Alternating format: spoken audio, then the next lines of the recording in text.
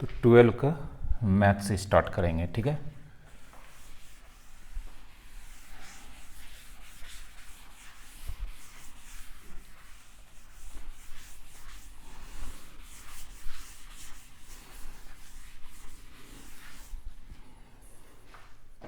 अभी हम 12 का मैथ स्टार्ट करेंगे, ठीक है।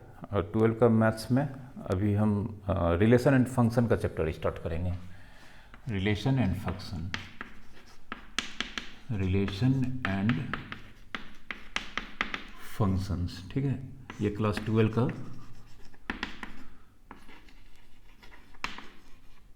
चैप्टर नंबर 1 होने वाला है, ठीक है। तो रिलेशन एंड फंक्शंस को पढ़ने के लिए 11th के सेट्स के कॉन्सेप्ट्स अगर आपका अच्छा है तो बहुत ही बेहतर आपका रिलेशन एंड फंक्शन का टॉपिक हो पाएगा। और इसमें रिलेशन तो ठीक ठाक है, इसमें मेन जो टॉपिक है फंक्शन, इसको समझना बहुत ज़रूरी है और इसके कॉन्सेप्ट्स को याद रखना बहुत ज़रूरी है। फंक्शन का कॉन्सेप्ट अगर याद रखोगे तो जो 12 का जितना भी कॉन्सेप्ट्स है, जो कॉन्सेप्ट्स का फीलिंग है, वो आपको इंटरनली फील हो पाएगा। और फंक्शंस के कॉन्सेप्ट्स को बिना समझे 12 के कैलकुलस का जो एप्लीकेशन का बेस्ट चैप्टर है, बहुत सारा चैप्टर्स है जिसमें फंक्शंस के कॉन्सेप्ट्स को अगर थियोरेटिकली समझना है तो उस 4 चैप्टर में फंक्शंस के कॉन्सेप्ट को समझना पड़ेगा। तो सबसे पहले यहाँ पे कुछ रिकॉल कर लेते हैं। Important sets, N set of natural number कहा जाता है, आपको पता हो ही होगा अगर आप 11th में पढ़ेंगे, सेट ऑफ नेचुरल नंबर्स। और इसे कुछ इस तरह से लिखा जाता है 1 2 3 डॉट डॉट 3 डॉट देते हैं, उसके बाद ब्रैकेट से इनक्लोज कर देते हैं, करली ब्रैकेट से, ठीक है। और हर 2 एलिमेंट को सेपरेट करने के लिए कॉमा यूज़ किया जाता है, ये तो पता होगा ही।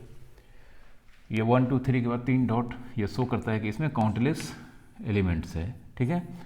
या इसमें 1 2 3 नेचुरल नंबर एक्सटेंड इंडेफिनेटली मतलब ये कहाँ तक फैला हुआ है, इसका आंसर मैथमेटिक्स में नहीं है। दूसरा सेट W, इसको हम होल नंबर के लिए रिप्रेजेंट करते हैं, होल नंबर्स, ठीक है।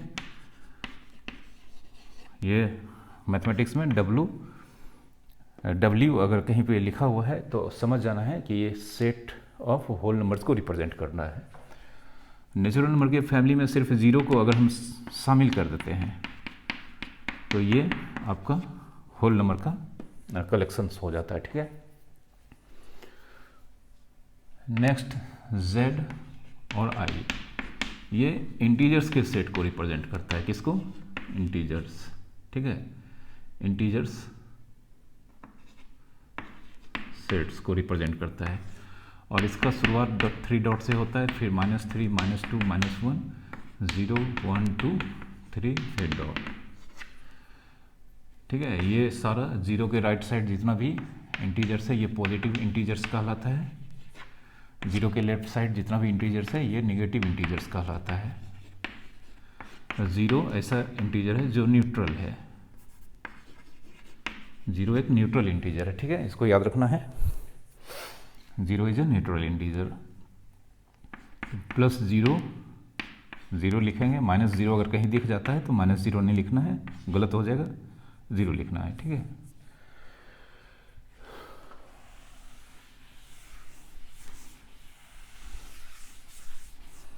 इसके अलावा एक सेट है Q रेशनल नंबर के सेट को रिप्रेजेंट करता है, ठीक है। Set of rational numbers,